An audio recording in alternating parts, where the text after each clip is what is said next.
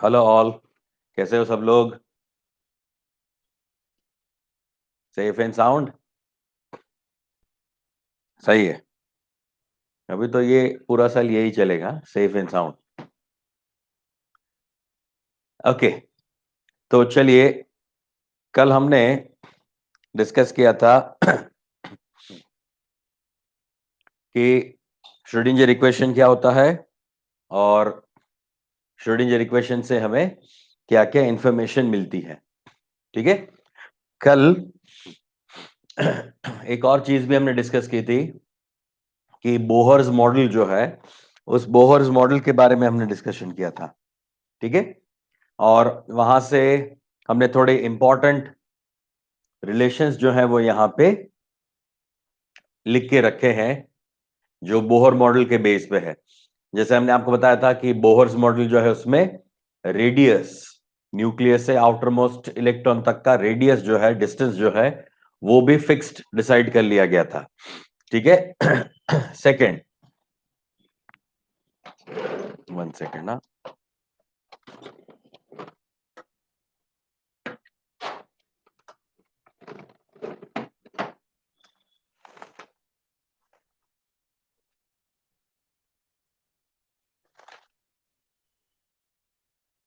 Okay. अब आपको clear दिख रहा होगा ना?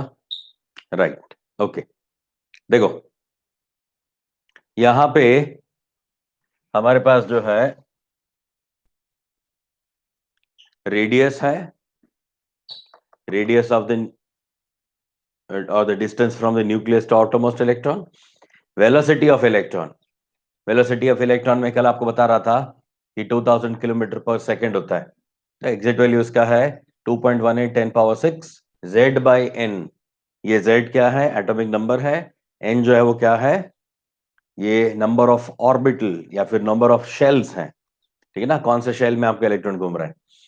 ठीक है। मीटर पर सेकेंड में है ये। इसको किलोमीटर में लेके जाओगे तो वो 2000 ही हो जाएगा, 2180। Okay, exact value. Now energy of the electron in nth shell, किसी भी शेल में 1 2 3 4 कौन से शेल में है उसके हिसाब से उसका एनर्जी लेवल होगा -13.6 Z square upon n square. ये इलेक्ट्रॉन वोल्ट पर एटम होता है। Electron volt per atom. Generally हम एनर्जी जो है वो joule, calorie, kilo joule, kilo calorie, erg, उसमें निकालते हैं। और वो होता है पर मोल, वो पर मोल के लिए होता है। राइट। जबकि ये क्या है? Electron volt per atom. एक एटम के लिए ये इलेक्ट्रॉन वोल्ट है। Fine. Then change in energy, change in energy जो है वो क्या हो जाएगी? वो हो जाएगी किसी भी N1 और N2 शेल के बीच में अगर इलेक्ट्रॉन का ट्रांजिशन हो रहा है तो उसमें चेंज इन एनर्जी जो है फाइंड कर सकते हैं। डिफरेंस सिर्फ इतना ही है कि यहाँ पे 13.6 तो है ही है, डिफरेंस है तो माइनस साइन चला गया, डिफरेंस है तो माइनस साइन यहां से निकाल दिया गया है। ठीक है। डिफरेंस हमेशा प्लस में रहेगा। और यहाँ पे 1/n1 स्क्वायर -1/n2 स्क्वायर, ये n स्क्वायर जो था वो n1 और n2 में हमने कन्वर्ट कर दिया। तो ये दो अलग अलग शेल के लिए इलेक्ट्रॉन्स का जो ट्रांजिशन है उसके दौरान एनर्जी का जो चेंज है वो। अब इन तीनों फॉर्मूला में चेक, चारों फॉर्मूला में चेक करो। ये 0.529 एन स्क्वायर अपॉन जेड है, एन स्क्वायर अपॉन जेड है, यानी एन अपॉन जेड है। यहाँ पे जेड अपॉन एन, ये वेलोसिटी में, एनर्जी में भी जेड अपॉन एन और चेंज में भी जेड अपॉन एन, यानी Z square upon n square, Z upon n. तो एक ही जगह रेडियस ऐसा है जिसमें एन स्क्वायर अपॉन जेड आता है। यहाँ पे कई लोगों की गलती हो जाती है, ये नंबर याद रह जाता है 0.529, 1.21, 2.18, 13.6, मगर पीछे वाला भूल जाते हैं, एन स्क्वायर अपॉन जेड। तो एक याद रखो, रेडियस में एन स्क्वायर अपॉन जेड है, क्योंकि रेडियस जो है वो डायरेक्टली प्रोपोर्शनल टू क्या होता है? उसका जो ऑर्बिट का नंबर है, यानी ये जो nth शेल का जो नंबर है उसके साथ ऑब्वियसली रेडियस जो है वो जितना शेल बढ़ता जाएगा उतना ही बढ़ता जाएगा। ठीक है ना। जबकि वेलोसिटी ले लो या फिर आप उसका एनर्जी ले लो तो वो इसके साथ इनवर्सली प्रोपोर्शनल है। ठीक है ना, चेंज इन एनर्जी भी इनवर्सली प्रोपोर्शनल है। चलो, इसी चीज को हम अभी ग्राफिकली आपको या फिर डायग्राम से हम बताते हैं आपको कि इसमें होता क्या है एक्चुअली। एनर्जी शेल्स जो है वो कैसे हम डिसाइड कर सकते हैं या फिर कैसे रिप्रेजेंट करे जाते हैं। तो ये आपका n इज इक्वल टू 1, यानी ये ग्राउंड स्टेट है। ये है ग्राउंड स्टेट, ठीक है। इस ग्राउंड स्टेट से इलेक्ट्रॉन जो है वो जंप करके कहां जाएगा, सेकेंड स्टेज में। इसको बोला जाता है फर्स्ट एक्साइटेड स्टेट। आप ग्राउंड से कूद के यहां जाओगे तो इसको बोलते हैं फर्स्ट एक्साइटेड स्टेट। ओके, चलिए अगर हम इसके बाद और ऊपर जाएं तो ये n इज इक्वल टू 3 है। इसके बाद और अगर आप ऊपर जाओगे तो ये हो जाएगा n इज इक्वल टू 4। इसके और ऊपर जाओगे तो ये हो जाएगा n इज इक्वल टू 5। इससे और ऊपर जाते हैं तो ये हो जाएगा n इज इक्वल टू 6। और उससे भी और ऊपर जाओगे तो ये एनर्जी का जो डिफरेंस है वो डिफरेंस खत्म होते जा रहा है। n इज इक्वल टू 7, यानी ऑलमोस्ट वो 6 के बहुत ही करीब है, एकदम नजदीक है। इसको हम ऐसे दिखा देते हैं, एकदम करीब आ जाता है वो।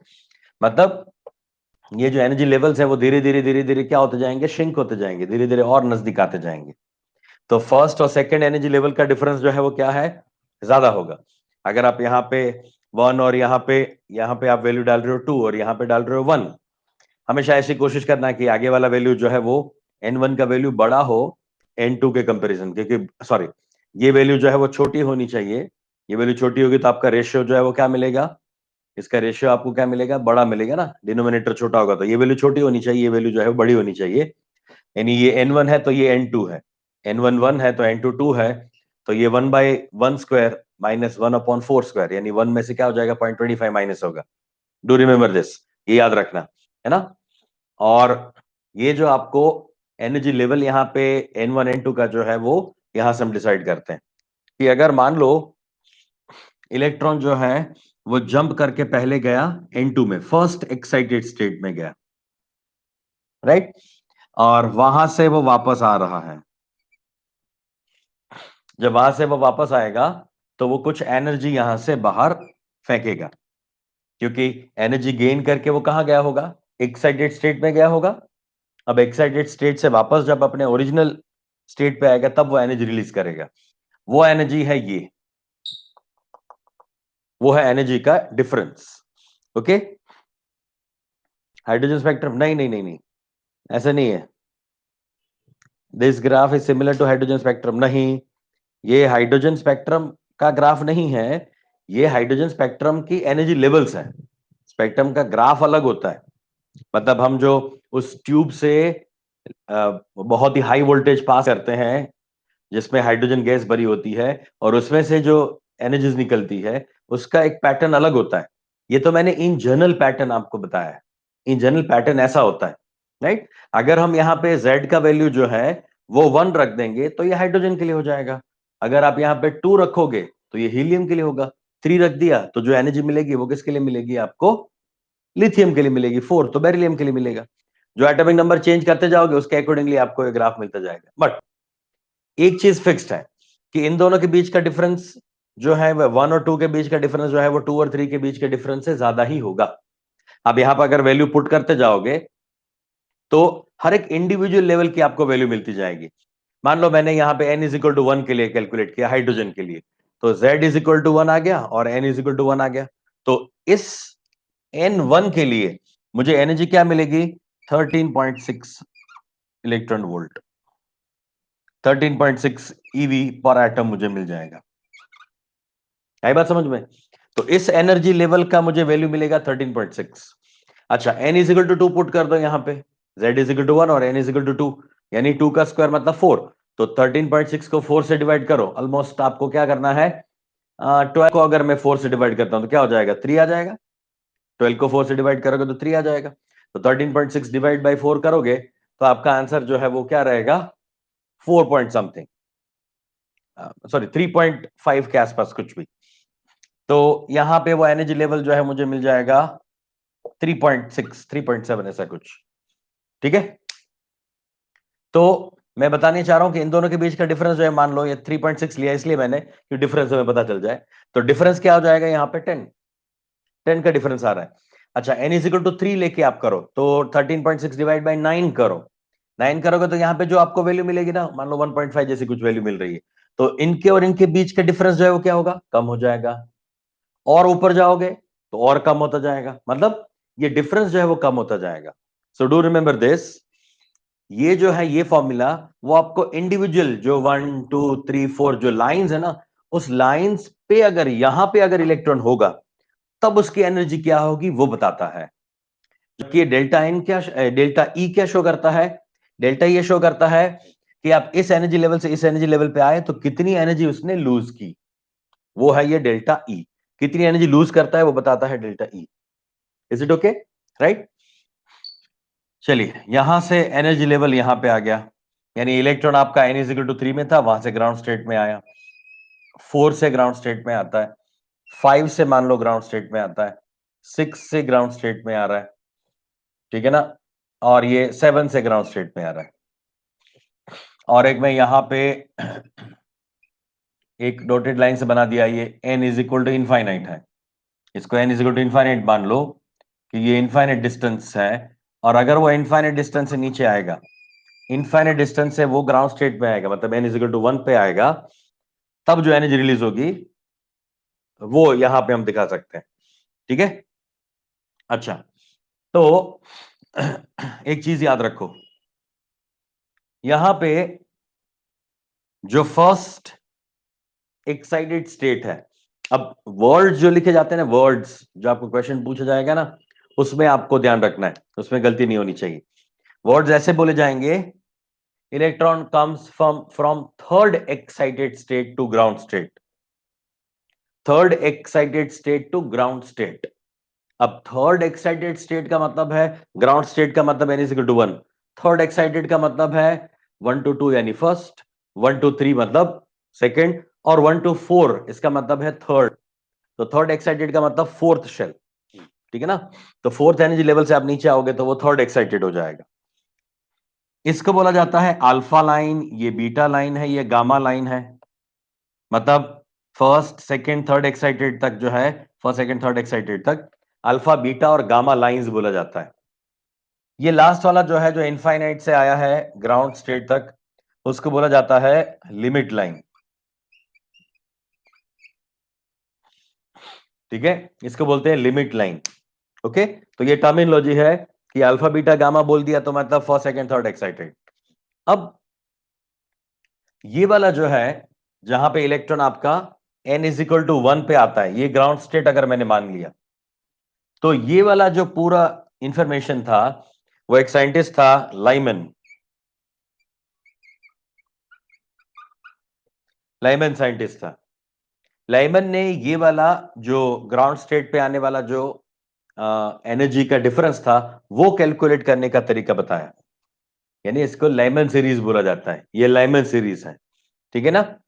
इसके बाद अगर इसको ग्राउंड स्टेट मानते हैं, 2 को ग्राउंड स्टेट मान लो, तो 2 के लिए फर्स्ट एक्साइटेड कौन सा हो जाएगा? 3 वाला, 4 to 2, 5 to 2, 6 to 2, 7 to 2, infinite to 2। अब इनफाइनाइट टू 2 वाला जो आ रहा है वो तो लिमिट लाइन है, सबके लिए वही लिमिट लाइन है। अब इसके लिए अल्फा क्या हो गया? ये अल्फा हो गया, ये बीटा हो गया, ये गामा हो गया, डेल्टा हो गया, यानी ये जो सीरीज है उसमें ये फर्स्ट सेकंड थर्ड है। इस सीरीज को क्या बोला जाता है? बामर सीरीज। ये बामर सीरीज है, लाइमन बामर पाशन, पाशन सीरीज में n इज इक्वल टू 3 जो है वो ग्राउंड स्टेट है,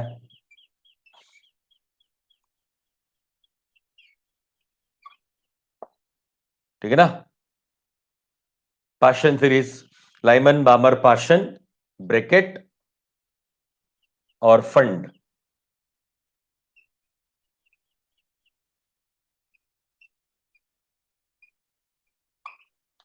ब्रैकेट और इसके बाद फंड,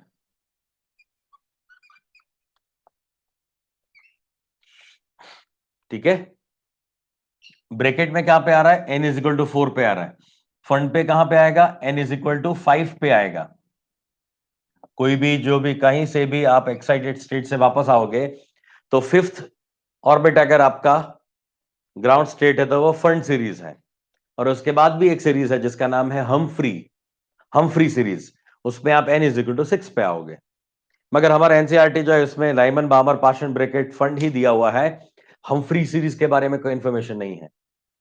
हम्फ्री सीरीज का मतलब है 7 to 6 एंड इनफाइनाइट टू 6। हम 7th शेल तक ही ले रहे हैं क्योंकि हमारा जो पीरियोडिक टेबल है उसमें 7 पीरियड तक ही हमारे पास पीरियोडिक टेबल में एलिमेंट्स हैं अब तक। ठीक है, तो हम्फ्री सीरीज जो है वो भी लास्ट में हम दे सकते हैं। Is it okay? अब ये मैंने इसलिए आपको ये सीरीज बताई क्योंकि आपको ये क्वेश्चन पूछा जाएगा अगर कि in the Lyman series, in the Lyman series third excited, तो n is equal to 4 to 1 में जाओगे। मगर यही वर्ड अगर आपको पूछा जाए Brackett series, Brackett series third excited, तो ब्रैकेट के लिए थर्ड एक्साइटेड क्या हो जाएगा? ये फर्स्ट, ये सेकंड, ये थर्ड, यानी n इज इक्वल टू 5 से आप n इज इक्वल टू 2 पे आओगे, वो थर्ड एक्साइटेड है किसका? ब्रैकेट का, या सॉरी ये बामर सीरीज का। बामर सीरीज का थर्ड एक्साइटेड ये है 5 to 2। ठीक है, तो ये गलती ना हो जाए इसलिए ये आपको मैंने एक सिंपल डायग्राम के फॉर्म में दे दिया। एनसीईआरटी का ही डायग्राम है ये, मगर बहुत ही काम की चीज है। एक और चीज, ये जो है लाइमन सीरीज ये यूवी रेडिएशंस के लिए है। अगर कोई भी आपका इलेक्ट्रॉन कहीं से भी n इज इक्वल टू 1 पे आएगा, फर्स्ट एनर्जी लेवल पे n इज इक्वल टू 1 पे आएगा, तो वो यूवी रेडिएशंस बाहर फेंकेगा। अगर ये बामर सीरीज है तो विजिबल है ये, मतलब ये कलरफुल होता है, ये कलर्स आपको यहां पे दिखते हैं।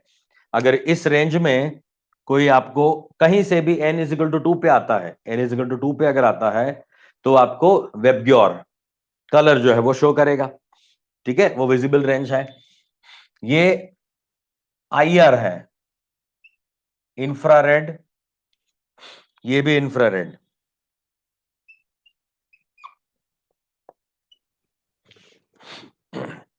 Lyman, बामर, Paschen, bracket end fund. Fund series को फार IR बोला जाता है, फार इंफ्रारेड। ठीक है, तो UV visible, IR IR IR, या फिर ये फार IR यानी IR में भी दूर। और इसके बाद जो हम्फ्री सीरीज है वो कहां चला जाएगा? माइक्रोवेव्स में चला जाएगा, क्योंकि UV, visible, IR, far IR, microwave and so on, पूरा आपका इलेक्ट्रोमैग्नेटिक वेव वाला आप जानते हो, EM सीरीज आपको पता है। ठीक है, तो ये जो है ये क्या है? जो बोहर्स मॉडल जो था, उस बोहर्स मॉडल का ये एक्सप्लेनेशन है, सिंपल। ठीक है ना?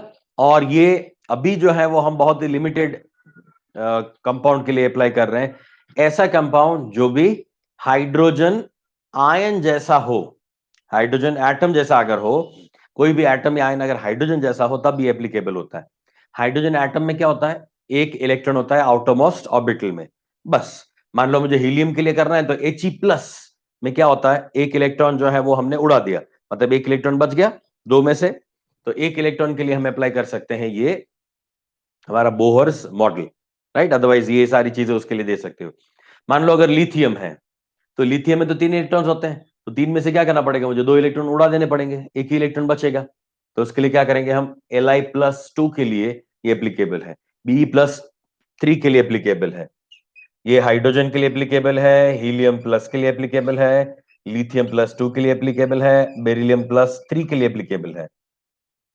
क्योंकि अब इन सब में क्या हो गया?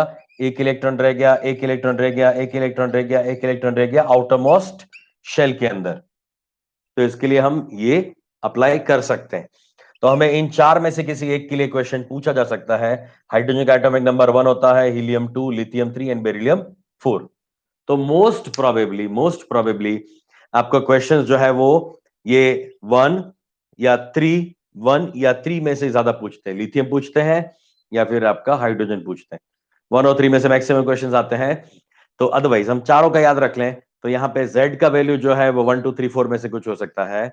यहाँ पे N का वैल्यू तो कोई भी हो सकता है, 1 to इनफाइनाइट कोई भी हो, हमें कोई फर्क नहीं पड़ता। तो आप अगर एनर्जी वाला टर्म चेक करो, देखो यहाँ पे N का वैल्यू आप इनफाइनाइट डाल दो, यानी ये इनफाइनाइट लेवल पे अगर आपका इलेक्ट्रॉन है, यहाँ पे N का वैल्यू इनफाइनाइट डाल दो, तो E का वैल्यू क्या हो जाएगा? 0। 1/इनफाइनाइट क्या हो जाता है किसी का भी इनफाइनाइट? तो 0। तो energy at A infinite distance it is 0। ठीक है ना? बस ये मैंने आपको बोहर मॉडल का पूरा एक्सट्रैक्ट दे दिया है, इससे हम कैलकुलेट कर सकते हैं। अच्छा, यहां तक का जो है वो बोहर मॉडल से मिला, खैर उसके बाद वाला भी है, मगर यहां तक का एनर्जी लेवल तक की बात हो गई। नाउ व्हाट, इससे आगे क्या है? इससे आगे आपको दिया हुआ है revolution per second. Revolution per second यानी v by two pi r. Two pi are जो है वो क्या है? सर्कल जो है उसका पूरा एक पेरिफेरी। तो ये v by two pi are जो है, v is the velocity of light, sorry velocity of electron, neutron, proton, कोई भी एक एटम का, ये माइक्रोस्कोपिक एटम का वेलोसिटी है, टू पाई आर सरकमफ्रेंस है, ठीक है ना? टाइम टेकन, इसको घूम के पूरा एक सर्कल खत्म करने के लिए कितना टाइम लगता है? तो two pi r by v. V जो है वेलोसिटी है पर सेकंड, इतना डिस्टेंस पर सेकंड, अदरवाइज पर आवर जो भी है वो वेलोसिटी है। ये जो है ये आपका टोटल एनर्जी है। टोटल एनर्जी जो है वो क्या होता है? Potential energy plus kinetic energy, दोनों का सम होता है। तो काइनेटिक एनर्जी के लिए मैं बोल सकता हूं kinetic energy minus kinetic energy is equal to potential energy by two. और ये लास्ट वाला इक्वेशन जो है वो आपको एडिशन दिया है मैंने। खैर ये lambda is equal to 150 upon volt. अगर कहीं पे भी आपको ये दिया जाए कि इतना वोल्ट है इलेक्ट्रॉन का, इलेक्ट्रॉन वोल्ट जो भी यहां पे वैल्यू दी जाती है, इसको अगर वोल्ट वाली वैल्यू दे दी जाए, तो हम इसका आपको फ्रीक्वेंसी मान लो या वेवलेंथ पूछा जाए कि अगर वोल्टेज इतना है, इतना वोल्ट है, तो इसका फ्रीक्वेंसी या फिर उसका वेवलेंथ क्या होगा? तो wavelength is equal to under root 150 by volt. ये आपको फ्रीक्वेंसी एंगस्ट्रॉम में मिलेगी। तो ये एक बना के रखा हुआ, बनाया गया एक फॉर्मूला है, और आप डायरेक्टली यूज कर सकते हो अगर कहीं वोल्टेज दिया है तो। Got it? इतना क्लियर है?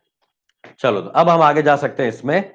श्रोडिंगर इक्वेशन हमने खत्म कर लिया था, अब चलते हैं क्वांटम नंबर पे। क्वांटम नंबर, चलो इसको मिटा देते हैं। ओके,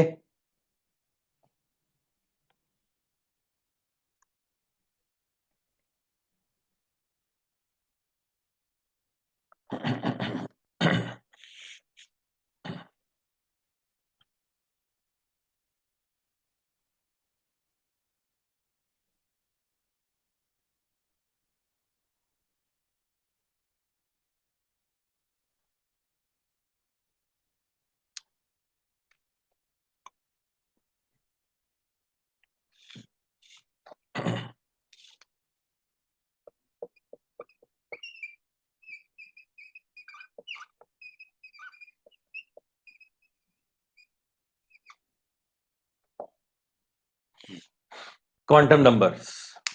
अब देखो, कल हमने जो श्रोडिंगर इक्वेशन आपको बताया था, श्रोडिंगर इक्वेशन में से तीन चीजें हमें बहुत ही काम की मिलती है।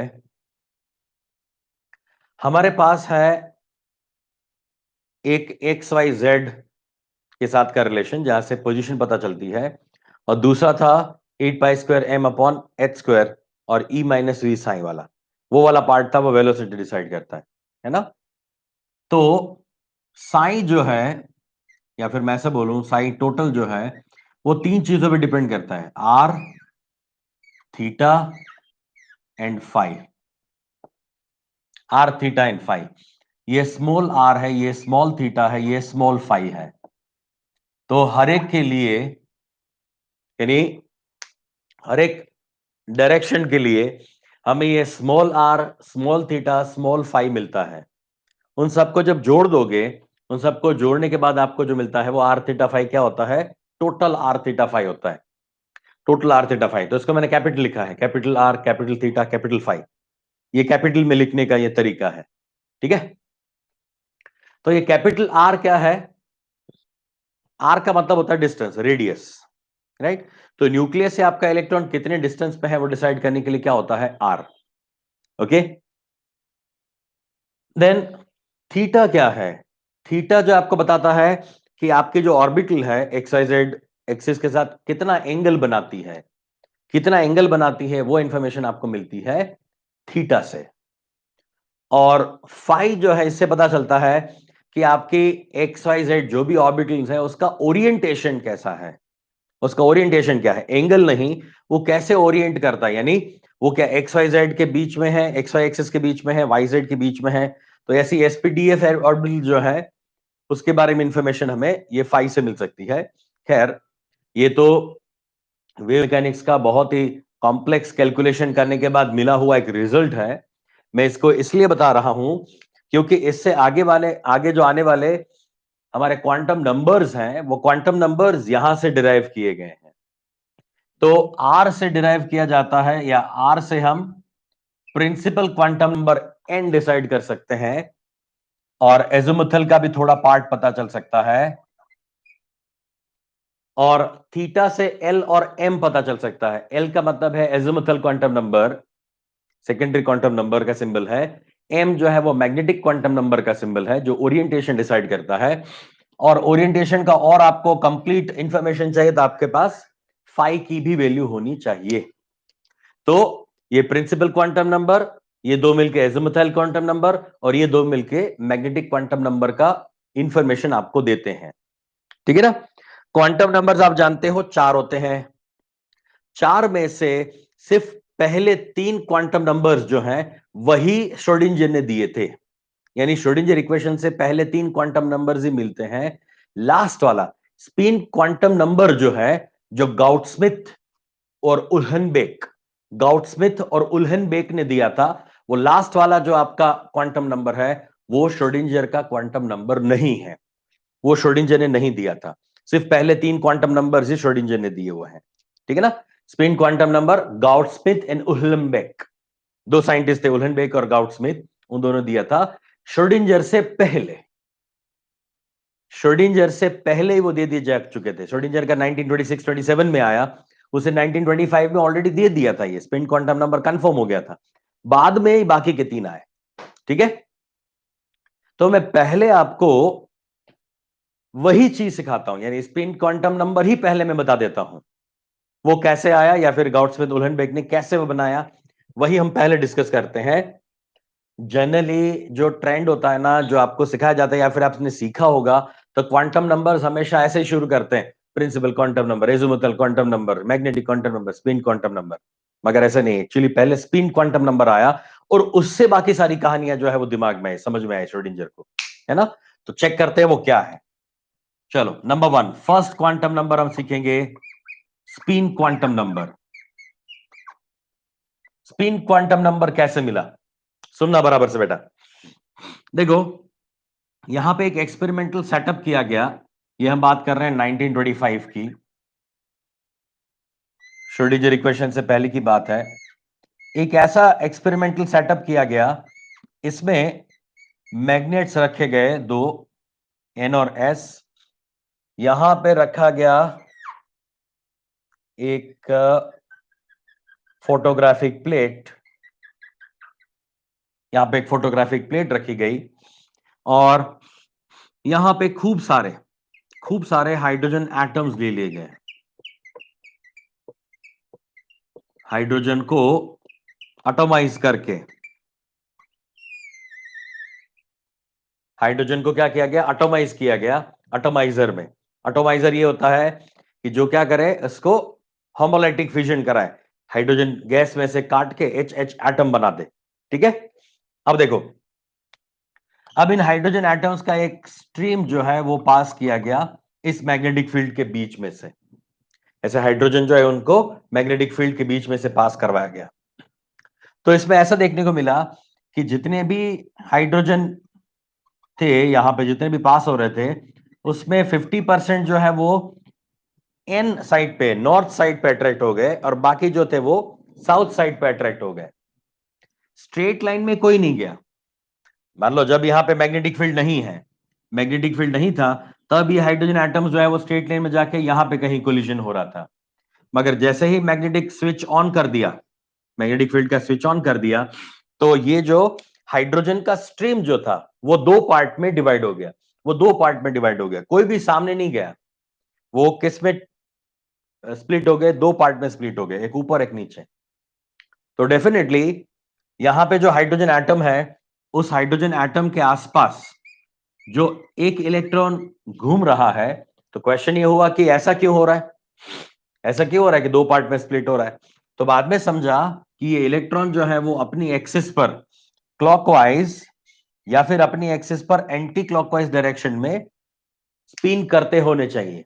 इनका अपनी एक्सिस पर ही स्पिन होना चाहिए, क्योंकि इन दोनों में इलेक्ट्रॉन न्यूक्लियस के आसपास तो रिवॉल्व कर ही रहा है, उसके आसपास तो रिवॉल्व कर रहा है, मतलब वो तो दोनों में सेम है, उसकी वजह से जो मैग्नेटिक फील्ड डेवलप होता है वो तो सेम होता है।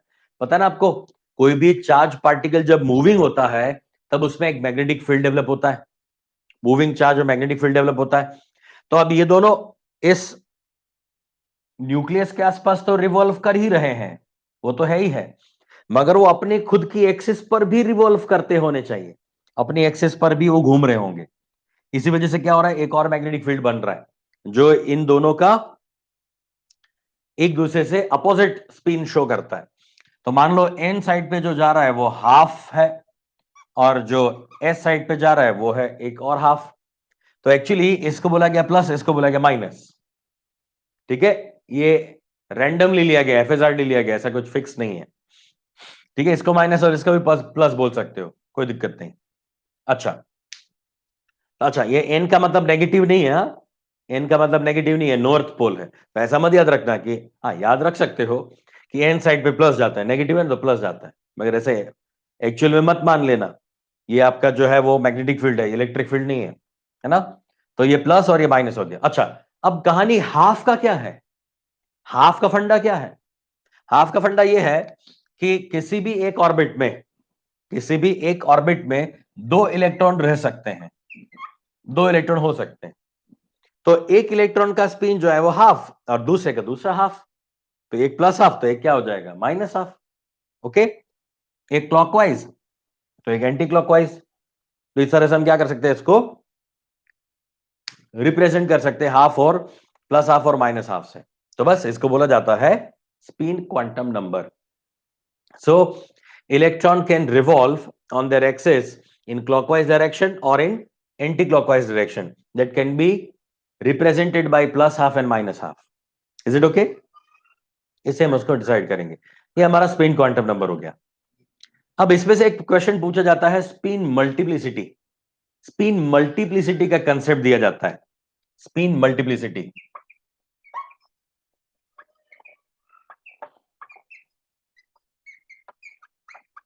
ये क्या होता है? स्पिन मल्टीप्लिसिटी कैलकुलेट करने का डायरेक्ट तरीका आपको बता देता हूं मैं, क्योंकि हमें वही कैलकुलेट करना है। स्पिन मल्टीप्लिसिटी हमें एक्सपेरिमेंटली या प्रैक्टिकली कहीं लिखने की जरूरत नहीं है। Spin multiplicity is equal to number of unpaired electron,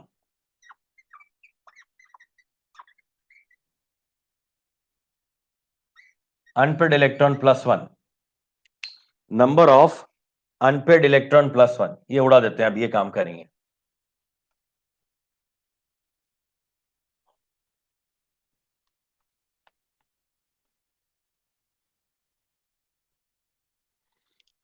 spin multiplicity is equal to number of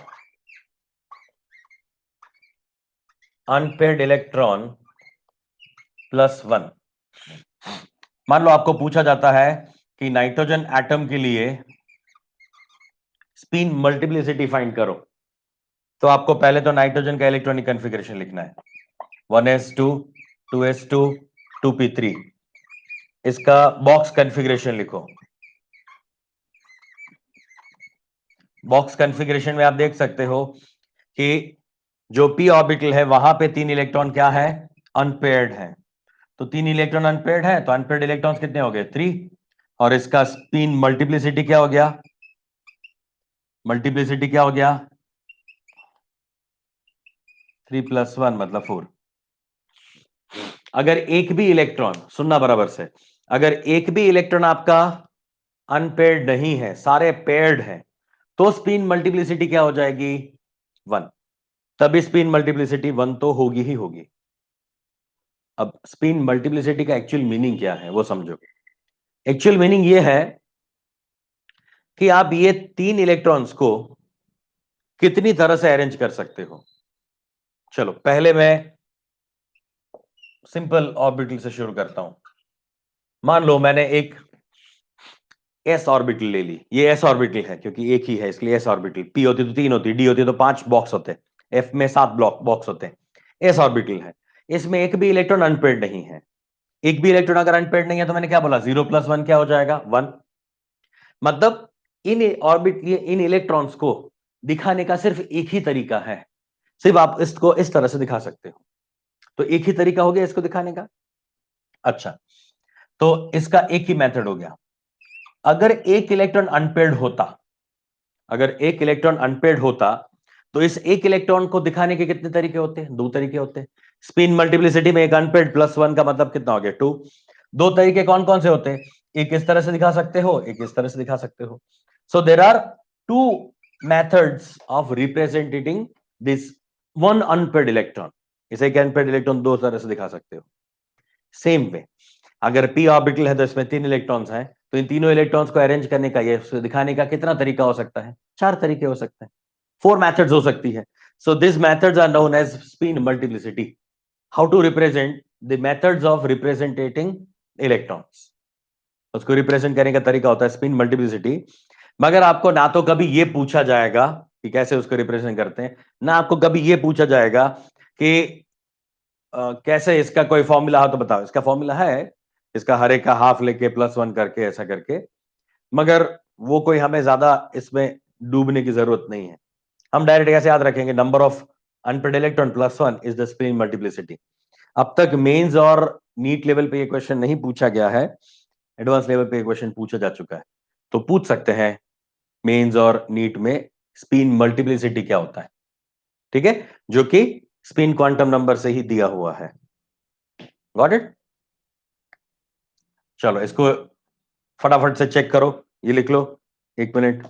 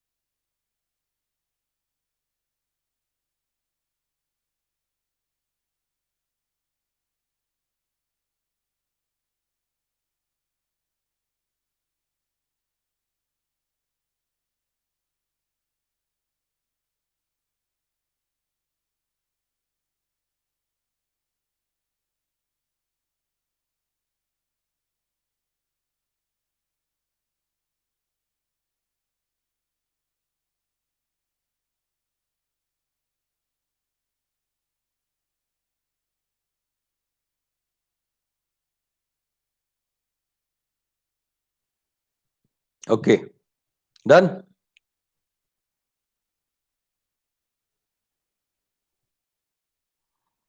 So that was about spin quantum number.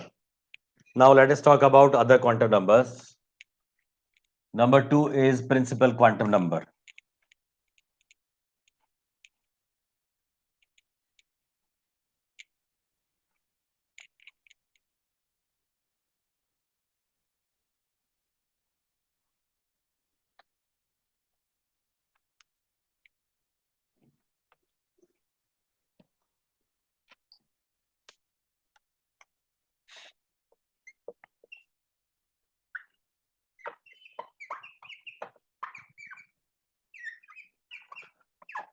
Principal quantum number. Principal quantum number का मतलब क्या होता है कि कोई भी अगर आपका इलेक्ट्रॉन है वो न्यूक्लियस से कौन से ऑर्बिट में है वो दिखाने के लिए ये प्रिंसिपल क्वांटम नंबर जो है वो यूज किया जाता है। तो इसका मतलब ये हो गया कि अगर इलेक्ट्रॉन जो है वो आपका फर्स्ट सेकंड थर्ड फोर्थ कोई भी ऑर्बिटल में अगर है तो उसके अकॉर्डिंगली हम डिसाइड कर सकते हैं कि वो कौन से लेवल पे है। इसको हम n से रिप्रेजेंट करेंगे और इसको बोला जाता है it's a number of shells, otherwise number of shell, shell का नंबर है ये, राइट, नंबर ऑफ शेल्स। इसको हम प्राइमरी एनर्जी लेवल भी बोल सकते हैं। It's a primary energy level, energy level of electron, ये इलेक्ट्रॉन का प्राइमरी एनर्जी लेवल है, राइट। अच्छा, प्रिंसिपल क्वांटम नंबर से हमें दो और इंफॉर्मेशन अच्छी मिल सकती है। एक तो मिल सकता है number of orbitals in a shell, number of orbitals in a shell, कौन से शेल में आप 1 2 3 4 कौन से शेल में हो और वहां पे कितनी ऑर्बिटल्स होगी वो हमें पता चल सकता है। कैसे? वो फॉर्मूला है n स्क्वायर, इसका फॉर्मूला है n स्क्वायर। तो यहां पे n का वैल्यू क्या हो सकता है? 1 2 3 4 5 अप टू इनफाइनाइट, इनफाइनाइट तक n का शेल हो सकता है, यानी n का वैल्यू हो सकता है। और दूसरा एक इंपॉर्टेंट इंफॉर्मेशन ये मिल सकता है कि number of total electron, number of electrons, electrons in a shell, किसी भी शेल में जो नंबर ऑफ इलेक्ट्रॉन्स है वो कितने होंगे वो पता चल सकता है। कैसे? 2n स्क्वायर से, बिकॉज ईच शेल और ईच ऑर्बिटल हैव 2 इलेक्ट्रॉन्स। और यहां पे n का वैल्यू आप ले सकते हो 1 2 3 4 5 अप टू इनफाइनाइट, कितना भी हो सकता है। मतलब ये बताने चाह रहा हूं कि अगर आप बात करते हो n इज इक्वल टू 1 के लिए, let's say if n is equal to 1, तो इसका मतलब इसमें कौन से कितने सब शेल्स होंगे, कितनी ऑर्बिटल्स होंगे इसके अंदर। तो n का स्क्वायर मतलब 1 का स्क्वायर, तो कितना हो जाएगा 1।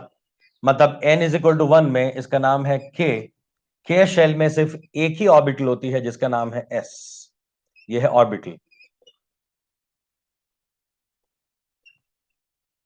ठीक है ना। अब n इज इक्वल टू 2 ले रहा हूं मैं, यानी l, इसमें टोटल नंबर ऑफ ऑर्बिटल्स होती है 4। यहां पे n का वैल्यू 2 डाल दो तो 2 का स्क्वायर कितना हो जाएगा 4। तो एक s ऑर्बिटल और इसमें 3 p ऑर्बिटल्स होती है l में। n इज इक्वल टू 3 मतलब m, इसमें एक s ऑर्बिटल होती है, 3 p ऑर्बिटल होती है और 5 d ऑर्बिटल्स होती है, dxy dyz dzx dx square minus y square and dz square, dz square and dx square minus y square, ठीक है। तो 5 d ऑर्बिटल्स होती है, ठीक है। n इज इक्वल टू 4, ये n शेल हो गया, k l m n। अच्छा, यहां पे मैंने 4 पुट कर दिया तो 4 का स्क्वायर क्या हो जाएगा 16, ठीक है। तो एक s, 3p, 5d और 7f, तो ये 1 प्लस 3 यानी 4, 4 प्लस 5 मतलब 9, 9 प्लस 7 मतलब 16। तो इसमें 7 f ऑर्बिटल्स भी आ जाएंगे एंड सो ऑन। 5 हो गया तो यहां पे क्या हो जाएगा, एक s, 3p, 5d, 7f, 9g, g orbitals हो जाएगी 9। अगर n इज इक्वल टू 5 ले लिया तो हो जाएगा के L M N O, 1s, 3p, 5d, 7f, 9g। मगर एफ से ज्यादा तो आगे भी हमारे पास ऑर्बिटल्स आई ही नहीं है, ठीक है, इतने एलिमेंट्स ही नहीं है हमारे पास। चलो, ये तो हो गई एक बात कि हमें यहां पे नंबर ऑफ सबशेल्स मिल सकते हैं, ऑर्बिटल्स मिल सकती है। अब उसमें total number of electrons count करने हैं तो 2 से मल्टीप्लाई कर दो, मतलब कि इस s ऑर्बिटल में कितने इलेक्ट्रॉन्स होते हैं? 2 इलेक्ट्रॉन्स होते हैं। तो इसको मैंने अगर ऐसा लिखा होता 2n² और n का वैल्यू 1 डाला होता, यहां पे 2n² में n का वैल्यू 1 डाल दो, तो ये 1 का स्क्वायर 1 और इंटू 2 मतलब 2। s ऑर्बिटल में 2 इलेक्ट्रॉन्स होते हैं। अच्छा, p ऑर्बिटल्स में कितने हो जाएंगे इलेक्ट्रॉन्स? 6। कैसे पता चला? चलो n is equal to 2 put करो यहां पे, n is equal to 1 put किया तो 2n² में हमें कितना मिला? 2 मिला। अगर n is equal to 2 put करोगे तो 2n² में कितना हो जाएगा? 2 का स्क्वायर मतलब 8। इसमें क्या ऑर्बिटल होती है? s ऑर्बिटल मतलब 2। इसमें s और p भी होती है, तो s में 2 और 6 हो जाएंगे p में।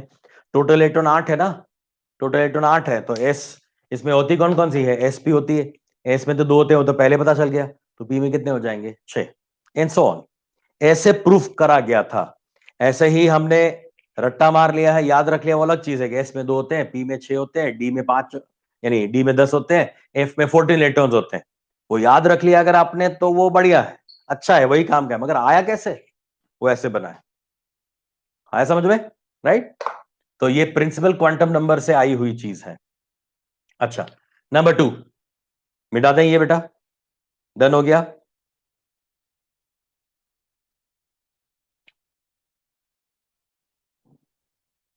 मिटा दें।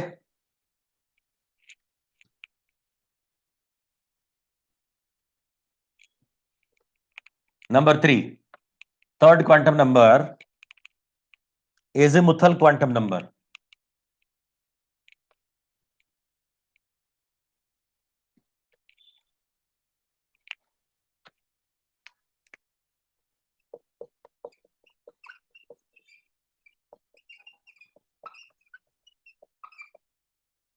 ठीक है, एजिमुथल क्वांटम नंबर, इसको रिप्रेजेंट करा जाता है एल से।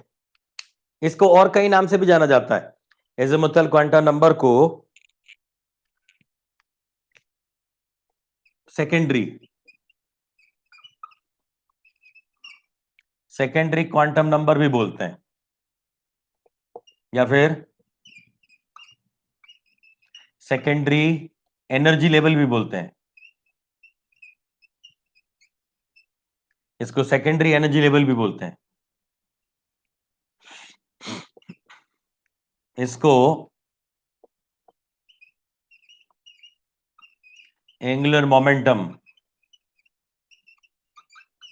क्वांटम नंबर भी बोलते हैं।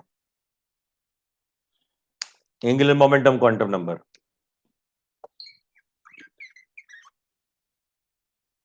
इसको सब्सिडरी क्वांटम नंबर भी बोलते हैं।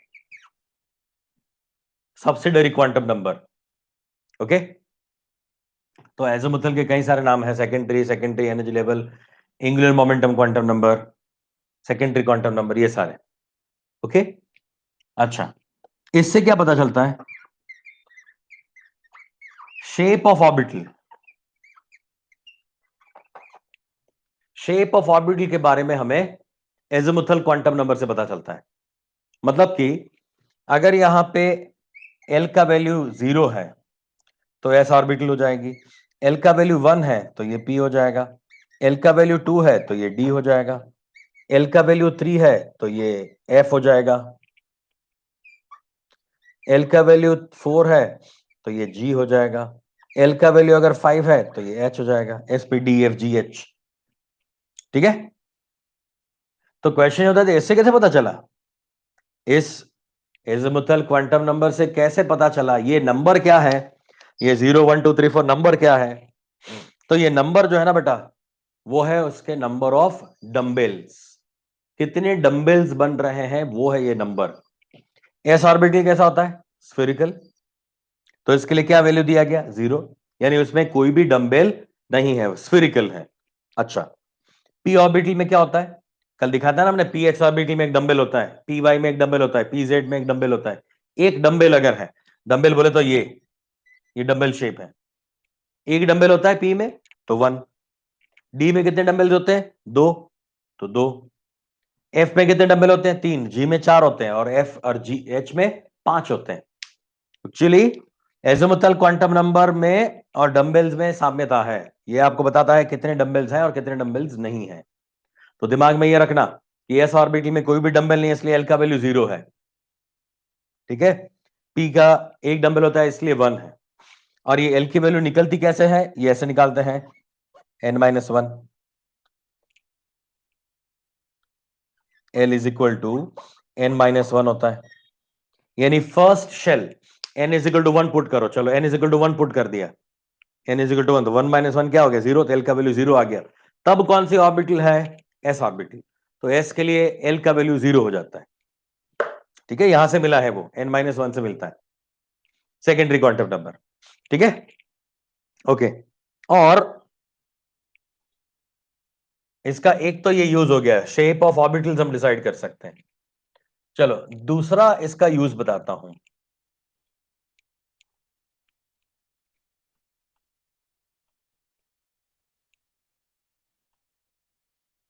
देखो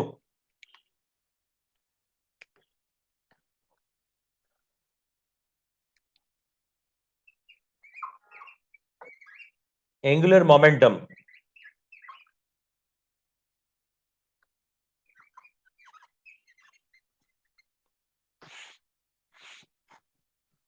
एंगुलर मोमेंटम क्या होता है, m v r is equal to n h upon 2 pi. M v r जो है वो क्या है, एंगुलर मोमेंटम है, मास वेलोसिटी एंड रेडियस, ये एंगुलर मोमेंटम होता है एम वी आर। मगर ये एंगुलर मोमेंटम होता है ऑर्बिट के लिए, ऑर्बिट्स के लिए या फिर शेल्स के लिए,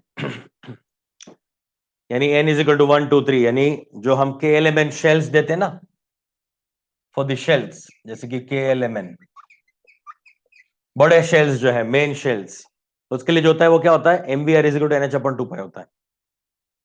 मगर जब हम ऑर्बिटल ऑर्बिटल्स के लिए या फिर सब शेल के लिए, एसपीडीएफ के लिए, अगर आप एंगुलर मोमेंटम फाइंड करना चाहते हो, एंगुलर मोमेंटम, तो ये कितना हो जाएगा, एल एल प्लस 1, ये हो जाएगा under root l l plus 1, ठीक है, ये इसके बराबर हो जाएगा, is equal to n h upon 2 pi. तो ये एल एल प्लस 1 जो है वो क्या है, एंगुलर मोमेंटम क्वांटम नंबर है फॉर सब शेल्स। सब शेल्स के लिए ये मुझे एंगुलर मोमेंटम क्वांटम नंबर मिल जाएगा, ठीक है ना, ऑर्बिटल एंगुलर क्वांटम नंबर। तो अगर ये m v r is equal to n h upon 2 pi मैंने किया, तो ये एम वी आर जो है वो एंगुलर मोमेंटम क्वांटम नंबर है ऑर्बिट के लिए, शेल्स के लिए। और इसके लिए अगर मुझे चाहिए तो वो क्या हो जाएगा, इसका मुझे मिलेगा, इसको ऐसे कर देता हूं मैं, n h upon 2 pi into under root l l plus 1, ये है एंगुलर मोमेंटम का equation. Angular momentum is equal to क्या है, n h upon 2 pi under root l l plus 1, ठीक है ना, ये इसके लिए मिल जाएगा। जहां पे ये एल का वैल्यू क्या है, 0 1 2 3 4, हमारा एसपीडीएफ ऑर्बिटल का हो जाएगा। अगर एस के यहां पे एल का वैल्यू 0 पुट कर दिया, तो 0 × 0 + 1 मतलब 1, 1 × 0 और 0 मतलब पूरा 0, मतलब एस ऑर्बिटल में एंगुलर मोमेंटम ही नहीं होता, ऑर्बिटल एंगुलर मोमेंटम ही नहीं होता, किसके लिए, एस ऑर्बिटल के लिए, क्योंकि ओरिएंटेशन ही नहीं है ना, ये ऐसा कोई डंबल शेप ही नहीं बनता, स्फेरिकल है, ठीक है। तो ये एक काम की चीज मैंने यहां पे बता दी जो आपको ये पूछा जा सकता है, ठीक है। नेक्स्ट एक और चीज देखो, azimuthal quantum number secondary quantum number है, और प्रिंसिपल क्वांटम नंबर जो है वो प्राइमरी एनर्जी लेवल है। ये सेकेंडरी एनर्जी लेवल है, वो प्राइमरी एनर्जी लेवल है। तो प्राइमरी एनर्जी लेवल और सेकेंडरी एनर्जी लेवल को टोटल करोगे, टोटल उसको जोड़ दोगे, तो आपको मिलेगा total energy of the electron in a particular orbit और ऑर्बिटल। वापस से सुनो, primary energy level suggest that the electron is revolving in a particular shell KLMN, right? And this azimuthal quantum number suggests that in that shell, electron is moving or rotating in which subshell? कौन से subshell में पता चलेगा, वो shell का पता चलेगा।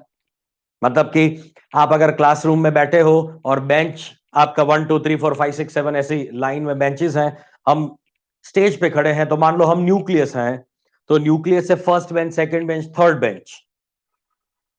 अब प्रिंसिपल क्वांटम नंबर क्या बताएगा? मैं किसी एक बच्चे को क्लास में एंटर होके बोलूंगा बेटा तू सेकंड बेंच पे बैठ जा, सेकंड रो में बैठ जा। किसी को बोलूंगा बेटा तू फर्स्ट रो में बैठ जा, क्योंकि उसके चश्मे थे, उसको दिख नहीं रहा था, राइट, उसको मैं फर्स्ट बेंच पे बिठाऊंगा। तो ये क्या हो रहा है, मैं प्रिंसिपल क्वांटम नंबर यूज कर रहा हूं। अब मैंने बोल दिया फर्स्ट बेंच में बैठना, अब वो बच्चा फर्स्ट बेंच पे कहीं भी बैठ सकता है। फर्स्ट बेंच तो यहां पे 4 फर्स्ट बेंचेस हैं, तो 4 में से कहीं भी बैठ सकता है वो। Are you getting a point? Right. तो फर्स्ट शेल में एक कंडीशन होती है एस, सेकंड में 2 कंडीशन होती है, मतलब फर्स्ट लाइन में मैंने एक बेंच लगाई है, सेकंड में 2 बेंच लगाऊंगा, थर्ड रो में 3 बेंच लगाऊंगा, फोर्थ रो में 4 बेंच लगाऊंगा, फिफ्थ रो में 5 बेंच लगाऊंगा। अब मैंने बोल दिया फर्स्ट बेंच पे बैठो, तो वो एस ऑर्बिटल में बैठ जाएगा। मैं बोलूंगा सेकंड रो में बैठो, तो वो एस और पी दोनों में से कहीं भी बैठ सकता है ना। तो अब हमें पता ये करना है कि टोटल अब एनर्जी क्या है उसकी। अगर वो सेकंड रो में बैठा है एस ऑर्बिटल में, तब उसकी एनर्जी क्या है। तो मुझे क्या करना पड़ेगा कि सेकंड रो में बैठा हुआ है एस में, यानी सेकंड रो में बैठा हुआ है एस में, तो सेकंड रो का मतलब है n is equal to 2 plus s का मतलब है एल इज इक्वल टू 0। मतलब मैं एन प्लस एल से उस इलेक्ट्रॉन की टोटल एनर्जी निकाल सकता हूं। एन प्लस एल से, प्राइमरी सेकेंडरी एनर्जी लेवल से मैं उसकी टोटल एनर्जी निकाल सकता हूं, एनएल। इसको बोला जाता है बोहर बरी, BURRY। इसको बोलते हैं बोहर बरी रूल, इसको बोलते हैं बोहर बरी रूल, एन प्लस एल। और इसी से, इसी एन प्लस एल से आउफबाउ, जो ग्रुप ऑफ साइंटिस्ट हैं, उन लोगों ने आउफबाउ रूल दिया। जर्मन साइंटिस्ट ने आउफबाउ रूल दिया। इस रूल के हिसाब से क्या होता है, एन प्लस एल के अकॉर्डिंगली आप सारी ऑर्बिटल्स को अरेंज करते जाओगे। मतलब इस रूल को फॉलो करते हुए अगर आप इलेक्ट्रॉन्स को अरेंज करना शुरू करोगे, तो इलेक्ट्रॉन्स के लिए सबसे लोएस्ट एनर्जी लेवल क्या होगा, 1s। एन का वैल्यू 1 है, एस का वैल्यू 0 है। 1 प्लस 0 कितना हो गया, 1।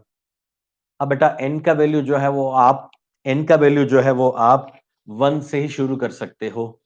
एन का वैल्यू कभी 0 नहीं होता। मैंने अभी बताया, वो एनर्जी लेवल्स बनाए थे मैंने, एन इज इक्वल टू 1 ही होता है, एन इज इक्वल टू 0 नहीं होता। 0 तो न्यूक्लियस हो जाता है, मतलब आप स्टेज पे आ गए। स्टेज पे आप नहीं आ सकते, आप न्यूक्लियस में नहीं आ सकते, राइट, वरना खत्म हो जाएगा पूरा एटम। ठीक है, तो एन इज इक्वल टू 1 से शुरू करते हैं हम, तो एन इज इक्वल टू 1 से तो 1 ही आएगा, और एल का 0 से शुरू कर सकता हूं तो 0 आ जाएगा। तो पहला ऑर्बिट मेरा क्या होगा, फर्स्ट सब शेल क्या हो जाएगा, 1s, 1s, 2s, 2p, 3 3s, 3p, 3d, 4s, 4p,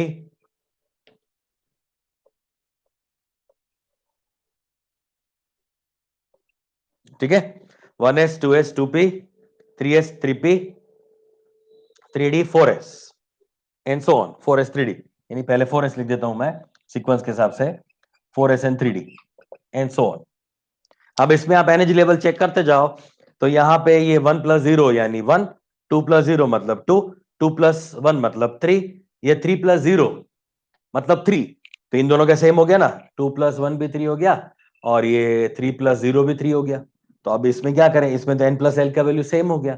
तो जहां पे एन प्लस एल का वैल्यू सेम होता है, वहां पे प्रिंसिपल क्वांटम नंबर देखा जाता है, वहां पे प्रिंसिपल क्वांटम नंबर देखा जाता है कि एनर्जी लेवल सेम हो गया, तो प्रिंसिपल क्वांटम नंबर 3 है, मतलब वो थर्ड रो में बैठा हुआ है।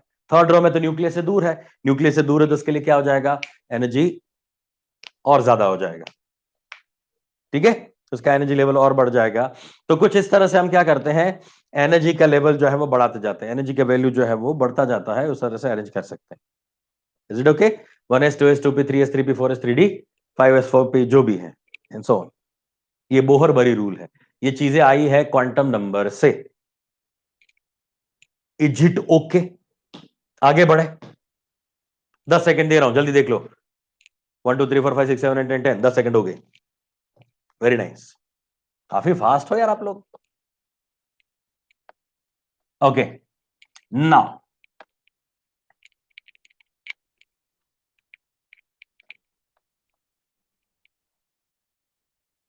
magnetic quantum number number 4 is magnetic quantum number, जिसको m से रिप्रेजेंट करते हैं। और मैग्नेटिक क्वांटम नंबर आपको ओरिएंटेशन बताता है। ओरिएंटेशन बोले तो आप p ऑर्बिटल में हो, मगर p में कहां हो, x ओरिएंटेशन पे हो, y ओरिएंटेशन पे हो या z ओरिएंटेशन पे हो, वो बताएगा आपको ये spin quantum number, sorry magnetic quantum number, right.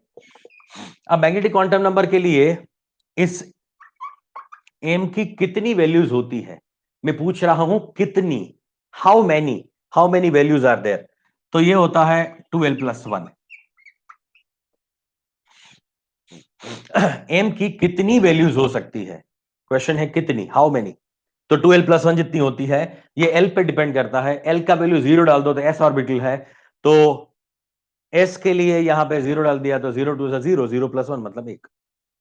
m की एक वैल्यू हो सकती है, m की एक वैल्यू हो सकती है, राइट। तो ये क्वेश्चन है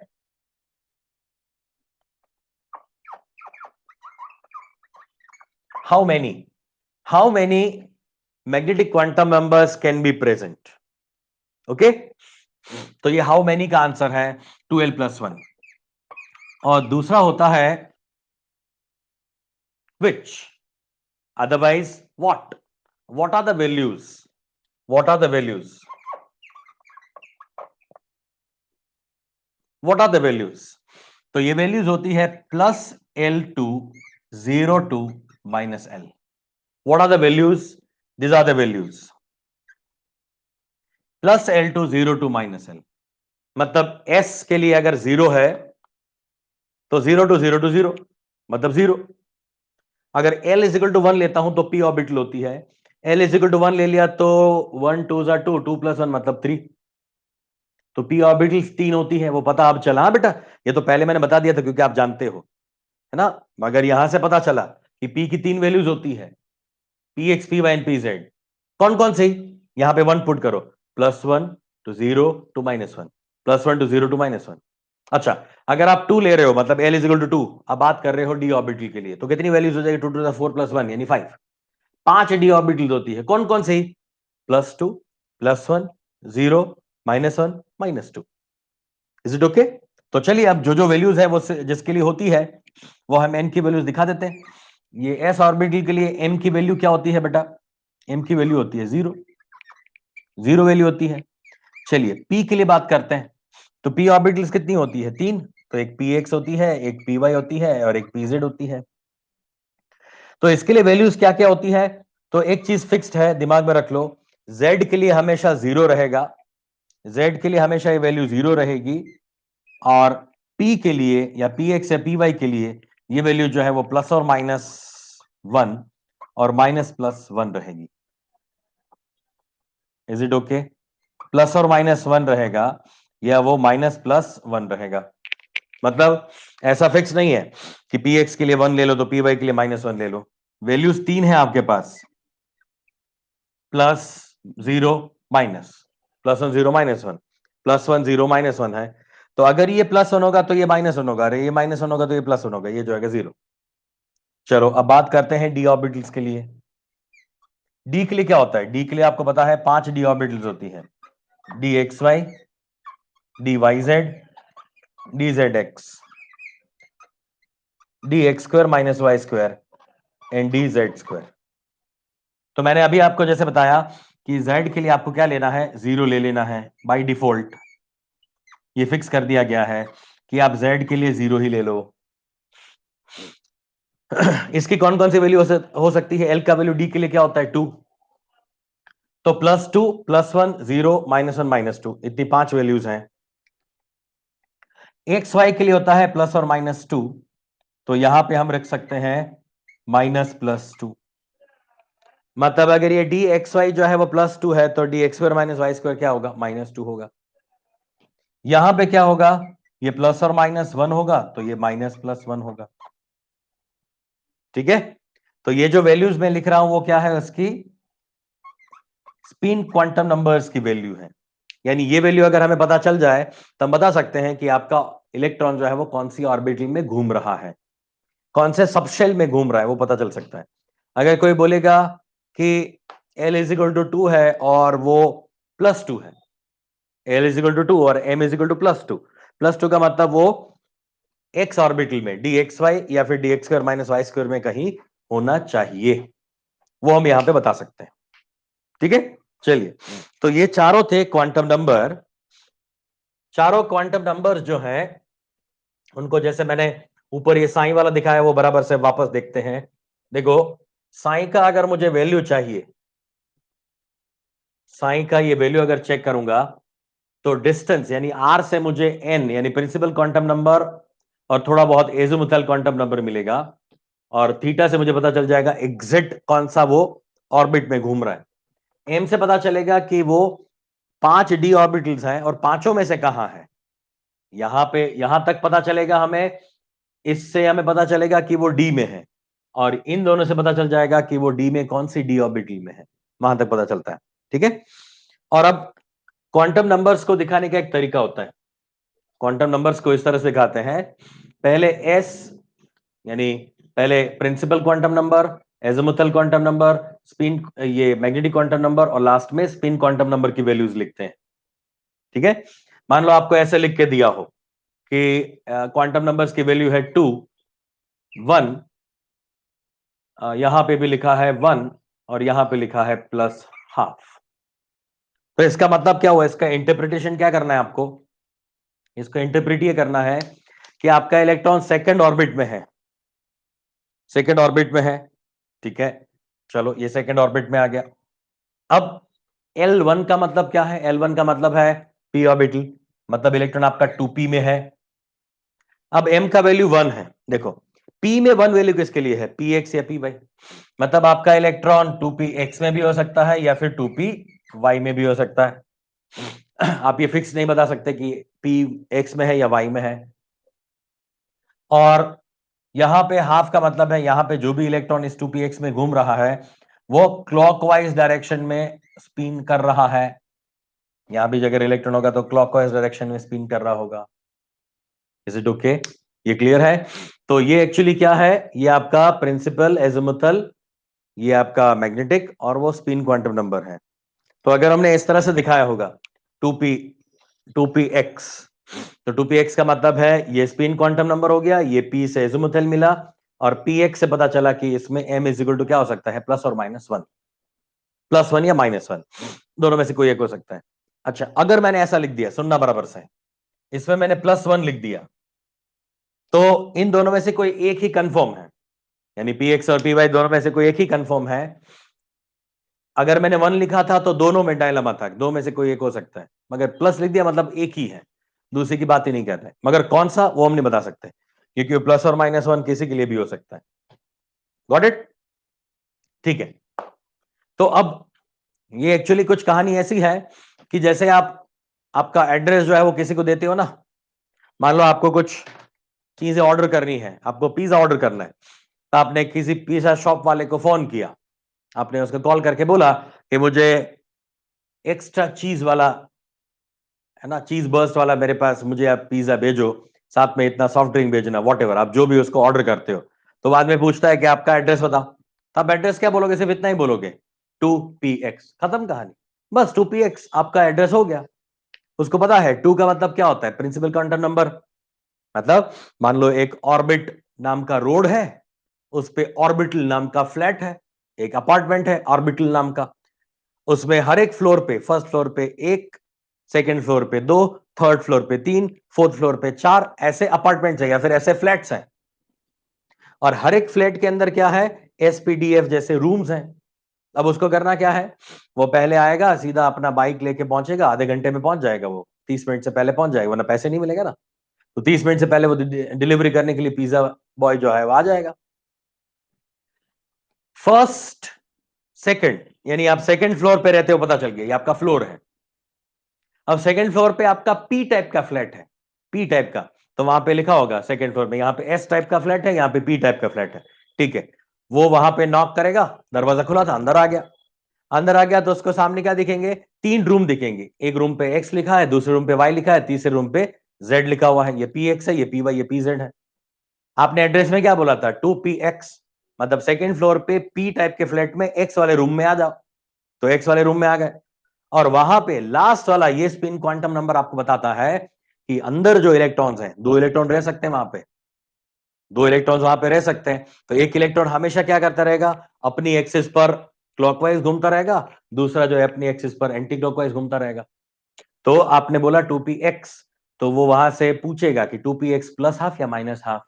आप बोलोगे प्लस हाफ, हाँ, तो वहां पे आके जो क्लॉकवाइज घूम रहा है उसको पिज्जा पकड़ा के पैसा लेके चले जाएगा। इन शॉर्ट, आपको इलेक्ट्रॉन का लोकेशन मिल गया ना, आपको इलेक्ट्रॉन का लोकेशन थियोरेटिकली मिल गया है ना, प्रैक्टिकली मिले ना मिले वाला कहानी है। हम तो श्रोडिंगर की कहानी बोल रहे हैं, राइट? तो मिल गया मुझे पोजीशन उसका, कौन सा शेल, कौन सा सब शेल, कौन सा ओरिएंटेशन, और वहां पे कौन सा स्पिन। तो ये सारी चीजें जो है हमें क्वांटम नंबर से मिल सकती है। Is it okay? इसलिए क्वांटम नंबर जो है वो काम की चीज है। Got it? इजी एड्रेस है। चलो आप, अनहेल्दी, इट्स अनहेल्दी। अच्छा, अभी अनहेल्दी बोल रहे हैं आप लोग? अभी अगर लॉकडाउन खुल जाए तो अभी सब लोग भाग के कितना सारा पिज्जा खा के आओगे? It's unhealthy. और ऐसे एग्जाम्पल मत बताओ, भूख लग जाती है। हाँ सही है, समटाइम्स इट्स ओके। ठीक है, सही है ना? मस्त एग्जाम्पल था ना ये, समझ आ गया ना पूरा क्वांटम नंबर? Crystal clear. ठीक है, तो ये तो हुआ क्वांटम नंबर का कहानी। Last part of this chapter, 3 rules हैं इलेक्ट्रॉन्स को फिल करने के लिए, फिलिंग के लिए 3 रूल्स हैं। इलेक्ट्रॉन्स जो है उसको हमेशा लोअर एनर्जी लेवल से फिल किया जाता है। पहले इलेक्ट्रॉन लोअर एनर्जी लेवल में जाएगा, अभी मैंने लिखा था ना यहाँ पे 1s 2s 2p 3s 3p 3d 4s वाला। तो हमेशा इलेक्ट्रॉन पहले 1s में जाएगा, देन 2s में, देन 3p, ऐसे जाता है। तो इसको बोलते हैं ऑफबाउ रूल। ऑफबाउ एक साइंटिस्ट का नाम नहीं है, ये एक फिनोमेना है। इसका मतलब होता है बिल्डिंग अप। बिल्डिंग अप कैसे होता है? पहले lower floor then higher floors बनते हैं। So always electron will be occupy the lower energy level first. तो लोअर एनर्जी लेवल से वो धीरे धीरे धीरे क्या जाएगा? ऊपर तक जाएगा। दैट इज ऑफबाउ रूल, सिंपल है ये। अच्छा, अगर एनर्जी लेवल सेम हो तो मतलब हम बात कर रहे हैं यहां पे, ये 2p ऑर्बिटल की बात कर रहे हैं, 2p ऑर्बिटल है, तो 2px 2py 2pz में इलेक्ट्रॉन पहले क्या करेंगे? अनपेयर्ड रहने की कोशिश करेंगे। यहां पे ये हमेशा अनपेयर्ड इलेक्ट्रॉन्स रहेंगे, हमेशा अनपेयर्ड रहते हैं, राइट? और बाद में उनका क्या हो जाएगा? पेयरिंग होना शुरू हो जाएगा। पहले वो अनपेयर्ड रहेंगे और बाद में ही वो क्या हो जाएगा? उसका पेयरिंग शुरू हो जाएगा। Is it okay? ये क्लियर इतना? तो पहला जो रूल है वो ऑफबाउ रूल है, जिसमें मैंने बताया कि एनर्जी लेवल मिनिमम जाएगा। सेम एनर्जी लेवल में इलेक्ट्रॉन क्या रहेंगे? अनपेयर्ड रहेंगे। वो क्या है? हुंड्स रूल है। वो हुंड्स रूल है, इलेक्ट्रॉन पहले अनपेयर्ड रहते हैं, बाद में ही उसको पेयरिंग करा जाता है। पहले से ऐसा मत करना कि 2 इलेक्ट्रॉन यहां पे, 2 यहां पे और 1 यहां पे, ऐसा नहीं होता। पहले 1 1 1 और उसके बाद 2 2 2। ठीक है? तो इसका मतलब ये हो गया कि आपके जितनी भी ऑर्बिटल्स हैं, जैसे कि एस ऑर्बिटल हो गई, और पी ऑर्बिटल में p3 या फिर p6 है, या फिर डी ऑर्बिटल में 5 और d10 है, या एफ ऑर्बिटल में 7 या एफ ऑर्बिटल में 14 है। यानी कंप्लीटली फील्ड या हाफ फील्ड ऑर्बिटल क्या होती है? ज्यादा स्टेबल होती है। ठीक है ना? तो हाफ फील्ड और कंप्लीटली फील्ड ऑर्बिटल जो है वो ज्यादा स्टेबल होती है हुंड्स रूल के हिसाब से। तो aufbau, Hund's and Pauli. Third और last rule is Pauli's rule. Pauli ने क्या बताया? पाउली ने बताया कि भाई साहब यहां पे आप 6 इलेक्ट्रॉन्स डाल दिए हो अभी ऑलरेडी पी ऑर्बिटल में, अब वहां पे आप 7वां इलेक्ट्रॉन नहीं डाल सकते। ऐसा नहीं हो सकता इसमें एक और एक और एक और इसमें इलेक्ट्रॉन लगा दो, क्योंकि no two electrons, no two electrons of a single atom can have all the 4 same quantum numbers, all the 4 same quantum numbers। इसके लिए चेक करते हैं, ये है कौन? ये 2px है, ये 2py है, और ये 2pz है। तो ये आपका इलेक्ट्रॉन 2px वाला है, तो इसके लिए प्रिंसिपल क्वांटम नंबर 2 हो गया। p है तो ये एजिमुथल क्वांटम नंबर 1 हो गया। स्पिन को ये मैग्नेटिक क्वांटम नंबर पे क्या हो जाएगा? इसका प्लस और माइनस 1 हो जाएगा, क्योंकि x में ही तो है ये। यानी वो तीनों सेम हो गए ना। 2 1 1, मगर स्पिन अलग है, देखो इसका प्लस हाफ है तो इसका माइनस हाफ है, तो फोर्थ क्वांटम नंबर तो इसका अलग होना ही चाहिए।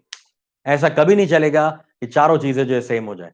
सो no two electrons of any atom have all the four same quantum numbers, ये कभी नहीं हो सकता। ये रूल है पाउलीज रूल, इसको बोलते हैं Pauli's exclusion principle. Pauli's exclusion principle मना करता है पाउली कि दो से ज्यादा और इलेक्ट्रॉन एक ऑर्बिटल में नहीं रह सकते। ठीक है, अफबाउ रूल है, उसका कोई और नाम नहीं है। हुंड्स रूल का एक और नाम है मैक्सिमम स्पिन मल्टीप्लिसिटी। सुनो, मैक्सिमम स्पिन मल्टीप्लिसिटी मतलब कि इलेक्ट्रॉन्स हमेशा क्या रहेंगे, एक एक एक एक रहेंगे, तभी तो उनका मल्टीप्लिसिटी जो है वो ज्यादा से ज्यादा मिलेगा मुझे।